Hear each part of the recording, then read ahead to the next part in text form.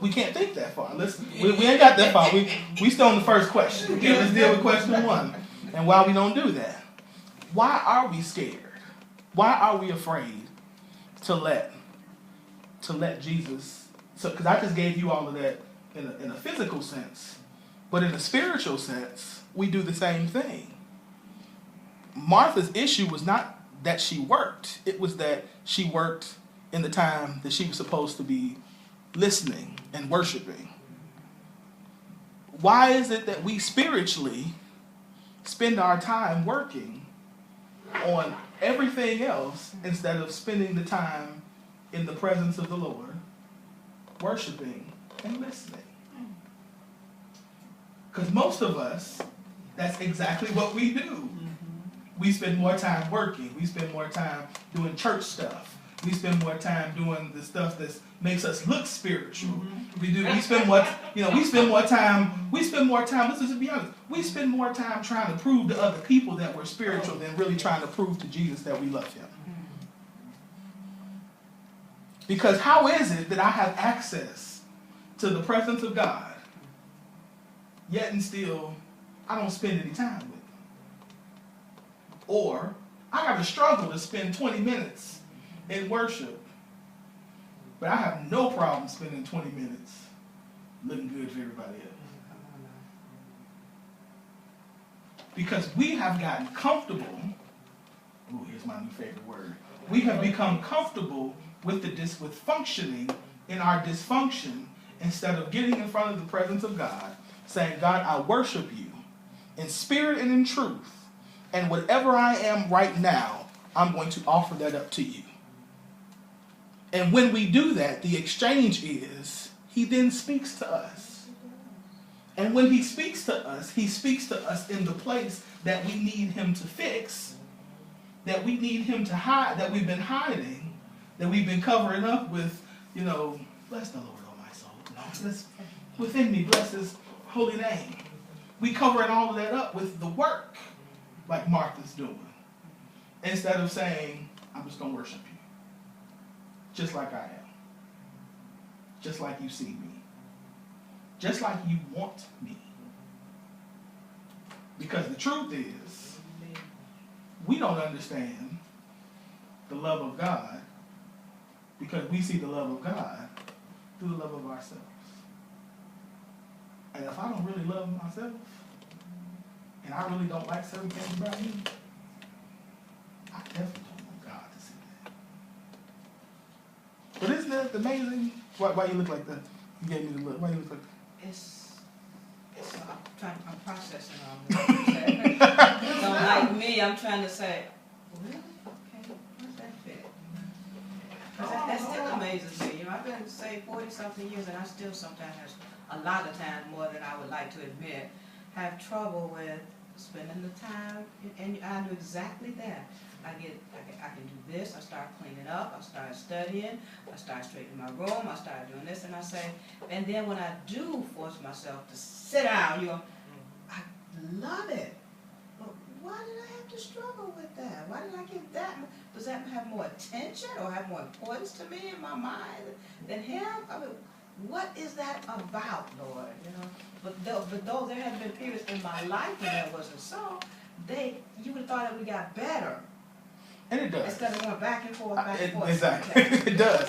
But here it is. And it goes back to emotions and what we are fighting externally are typically a direct correlation between what's going on with us spiritually. So if I'm having that war within myself naturally, most likely spiritually that's the war that I'm having within myself.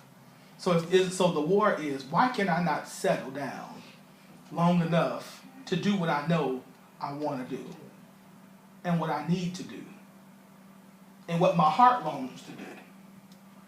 And this goes back to, because there is something in us that we just ain't ready to deal with yet. That it's almost like, and I'm gonna give you a perfect example. Okay, I'm gonna use myself for an example. Think about it like this. So if I'm approaching a young lady I can tell her, like for example, my big thing right now is, I'm not dating thing.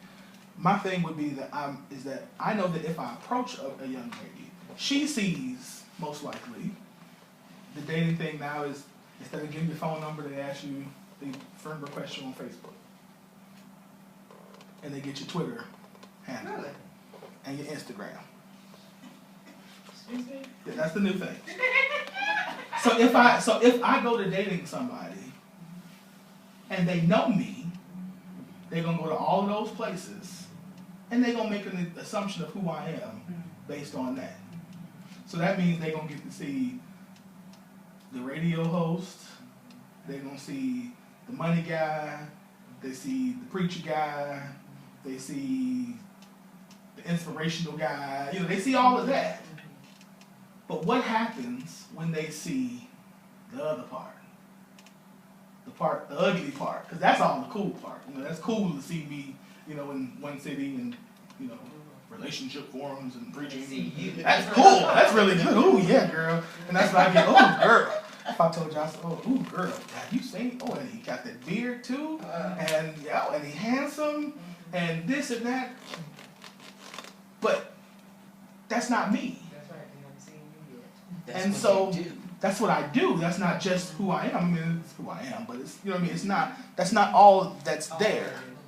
And so they'll take that part, but the part that they don't see that they don't like, will you take that part? And that's the same struggle, right there. Is I want them to see the church guy because he's strong. And I want them to see this guy because he's got this. But the other part of us, do we want God to see that? I mean, it's technically the same thing that the woman, think about it, the one with the issue of blood. That was her thing. When she finally gets to Jesus and she touches the hem of his garment, she then falls back into the crowd because she got her healing, right? So she was cool. But then he summons her and says, who touched me? He could have just left her alone. And can you imagine how scary that was at that moment? To touch the hem of Jesus' garment when you ain't supposed to be in public and in a crowd of people, first of all. So she's not supposed to touch anybody or be in crowds. But then for him to say, who touched me, and call you out. Now the spotlight is on her, and so now she has to either, take the opportunity that I'm gonna lose my healing, or I'm gonna get killed, or I can say it was me. And so now I can either present myself to Jesus or I can fall back. And so because she did the right thing by approaching him, not only did she get healed, she got whole. And that's the same thing that we have. Are we just going to be satisfied, Martha, with being in the presence of God? Or are we going to take the time to worship him? Because it's only through worship that we can get the word. And when I say the word, I'm not talking about the scripture word, because that's available to us. I'm talking about the intimate relationship that one has when we spend time with them, where we know the intricate details and we give them the space into the intricate details of us. But that takes I mean, think about it. That's tough. That's tough. How many people can you honestly say? I mean, think about off the top of your head. How many people in your life right now actually know the intricate details about Joanne? About Allison? Not speaking in tongues. The intricate details. You know what I mean? I had a conversation one time. I'm not gonna lie. I was trying to give somebody some interesting details one time, and I gave it to him, and it was literally I'm gonna die. You felt like that? I felt like that as I'm telling them, I'm going to die. I felt like that because that's a dangerous place. I mean, because even though at that moment, think about it, because even though at that moment we cool, which is why I trust you enough to tell you. In the back of my dysfunctional mind, it goes, there might be a time when y'all ain't cool like this. And they might not use this. They're going to use this against me. And if they use this against me, now I'm gonna regret the fact that I ever let them into that part of my life, and that I ever told them that I was this way, and that I ever told them that this is what my struggle was, and that I ever told them anything. I should just leave them right here where they are, and then I don't have to worry about this anymore. And that's what Martha did. She said, I'm gonna keep him at a safe distance. I'm gonna do what's right, but I'm gonna be safe. Because if I'm safe, I don't get hurt. So I'm good at working. So I'm gonna make sure my house is really clean. I'm good at I'm good at praise and worship. So I'm gonna be on the praise and worship team. I'm real good at managing the money. So I'm gonna manage the money. But I can't let you into the part of me that I'm not good at that. Because you might use it against me and hurt me. That's the desire of all of us. To allow somebody into that intimate place. It's dysfunctional. Yes. It's dysfunctional. It is. It's a dysfunction, but it's an understandable dysfunction because all of us have had somebody who's used that against us. And that's how the dysfunction typically develops. Life things just want to be you. And you're afraid that people will judge you. But you Because know they what? do. I don't know you.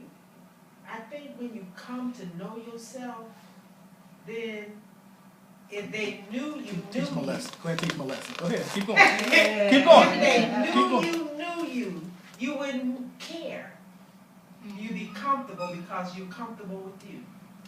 I find out as people get older, it's like they don't care no more. Yeah. I'm getting ready to check. It's Yeah. like I'm getting ready to check out, so Right. you can say what you want to say.